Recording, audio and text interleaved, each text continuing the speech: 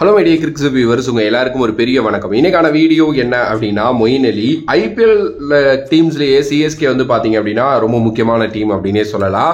அதுல ஒரு சில பிளேயர்ஸ் அவங்க எடுக்கிறாங்க அப்படின்னா டெஃபினெட்லி அவங்க வந்து பாத்தீங்க அப்படின்னா நல்லா பண்ணுவாங்க, அது எல்லாமே நமக்கு தெரியும். ஸோ அப்படிப்பட்ட ஒருத்தர் தான் மொயின் அலி.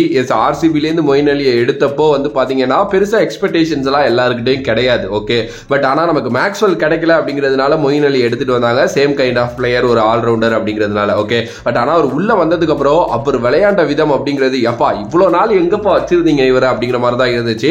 இவன் தான் அதுல ஸ்பெஷலான விஷயம் என்ன அப்படின்னா, இங்கிலாந்து அதுக்கப்புறம் அவரை நம்பர் 3 நம்பர் 4 ஸ்பாட்ல வந்து பாத்தீங்கன்னா T20 ட்ரை பண்ணாங்க.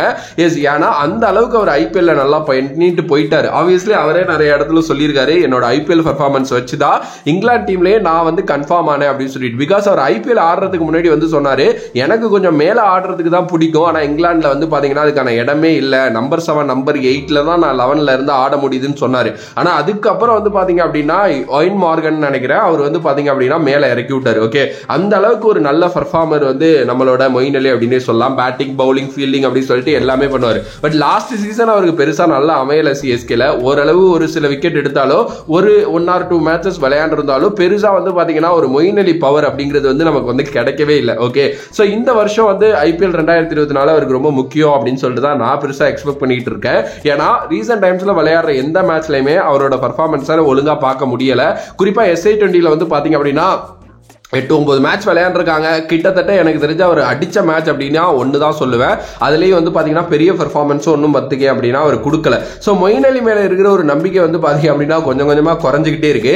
இவன் தான் இந்த சைடு டேரல் மிச்சல், ரச்சின் ரவீந்திராவை எல்லாம் எடுத்ததுனால இன்னொரு ஆப்ஷன் வந்து எல்லாரும் சொல்லிட்டு இருக்காங்க, மொயின் அலி விளையாட வைக்க முடியாது, ஏன்னா நீங்க வந்து டைரக்டா ரச்சின் ரவீந்திராவுக்கு போகலாம் அப்படின்னு சொல்லிட்டு. ஓகே, பட் என்னைக்குமே சிஎஸ்கே கொஞ்சம் எக்ஸ்பீரியன்ஸ் கேம்பைனர்ஸ் அண்ட் ரொம்ப நம்ம கூடயே இருக்கிற பிளேயர்ஸ் மேலதான் ஒரு நம்பிக்கை வைப்பாங்க. பட் ஸ்டில் ரொம்ப நல்லாவே ஆடல மொயின் அலி அப்படிங்கிறது வந்து பாத்தீங்க அப்படின்னா கிட்டத்தட்ட அவருக்கே ஒரு மாதிரி கடுப்பா தான் இருக்கும். ஏன்னா அவர் வந்து என்னதான் இது பண்ணாலும் அவரோட நல்ல பெர்ஃபார்மன்ஸ் மூலம் இங்கிலாந்து டீம்ல இடம் பிடிக்க தான் போறாரு. அதுல எந்த ஒரு மாற்று கருத்தும் இல்லை. பிகாஸ் அவர் ரெகுலர் டீம்ல இருக்காரு.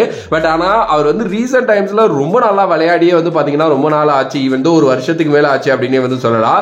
சோ வரப்போற ஐபிஎல் 2024 அவருக்கும் முக்கியம், அது சிஎஸ்கேக்கும் முக்கியம் அப்படின்னு தான் நான் சொல்லுவேன். ஏன்னா சிஎஸ்கே அவர் இல்லாம இறங்க மாட்டாங்க. பிகாஸ் அவரோட எக்ஸ்பீரியன்ஸ் அந்த அளவுக்கு வந்து இருக்கு. அப்படி அவர் ஒழுங்கா விளையாடல அப்படின்னா டெஃபினெட்லி ரச்சின் ரவீந்திராவை மாத்தி விட்டுருவாங்க அப்படின்னு தான் எனக்கு வந்து பாத்தீங்க அப்படின்னா தோணிக்கிட்டே இருக்கு. இதெல்லாம் தாண்டி அவர் வந்து ஐபிஎலோட எண்ட் ஸ்டேஜஸ் மிஸ் பண்றதுக்கு நிறைய சான்சஸ் இருக்கு அப்படின்னு சொல்றாங்க. பிகாஸ் வந்து ஒரு பாகிஸ்தான் சீரீஸ் ஒன்று போறாங்க இங்கிலாந்து. ஓகே, அதுல அவர் இருப்பாரு டெஃபினெட்லி. அதனால வந்து பாத்தீங்க அப்படின்னா மிஸ் பண்றதுக்கு நிறைய சான்சஸ் இருக்கு அப்படின்னு வந்து சொல்றாங்க. என்ன நடக்க போகுது அப்படின்னு தெரியல. நெக்ஸ்ட் இயர் மெகா ஆக்ஷன் வேற, மேபி சிஎஸ்கே கலட்டி விடுறதுக்கு கூட நிறைய சான்சஸ் இருக்கு. So one last year for Moeen Ali, அதுல எந்த ஒரு மாற்று கருத்தும் இல்ல. பார்க்கலாம் என்ன நடக்க போகுது, என்ன பண்ண போறாங்க அப்படின்னு சொல்லிட்டு.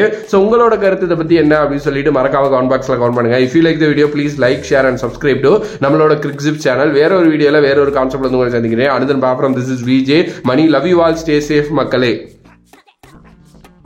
நீங்க ஒரு இன்ஜினியரிங்ல டிப்ளமோ ஸ்டூடெண்டா இருந்து உங்களுக்கு ஐடிக்குள்ள போறது மிகப்பெரிய ட்ரீமா இருந்துச்சு அப்படின்னா உங்களோட ட்ரீம் நினைவாக்கவே ராஜலட்சுமி யூனிவர்சிட்டில இருந்து Python, Java, data science, finance மாதிரி மார்க்கெட்டிங் டிமாண்ட் கோர்சஸ் வந்து நடத்துறாங்க. ஆல்ரெடி 500+ ஸ்டூடெண்ட்ஸ் இங்க படிச்சு சமையான ஜாப்ல இருக்காங்க. 30+ இண்டஸ்ட்ரியல் எக்ஸ்பர்ட்ஸ் வந்து பாத்தீங்க அப்படின்னா நம்மளோட ரீஜனல் லாங்குவேஜ் தமிழ் அண்ட் இங்கிலீஷ்ல கூட வந்து பாத்தீங்கன்னா சொல்லி தராங்க. வீக்கெண்ட் கிளாஸஸ் இருக்கு, லைவ் ஆன்லைன் கிளாஸஸ் இருக்கு, record and pre record sessions இருக்கு, பிராக்டிகல் ஹேண்ட்லிங் இது எல்லாத்தையுமே சொல்லி தராங்க. ரெஸ்யூம் எப்படி கிரியேட் பண்றது அப்படிங்கிறதுல இருந்து சாஃப்ட் ஸ்கில்ஸ் டெவலப் பண்ணி இன்டர்வியூ ப்ராசஸ் வரைக்கும் எல்லாத்துக்குமே உங்களுக்கு வந்து பாத்தீங்க அப்படின்னா அசிஸ்டன்ஸ் கொடுக்குறாங்க.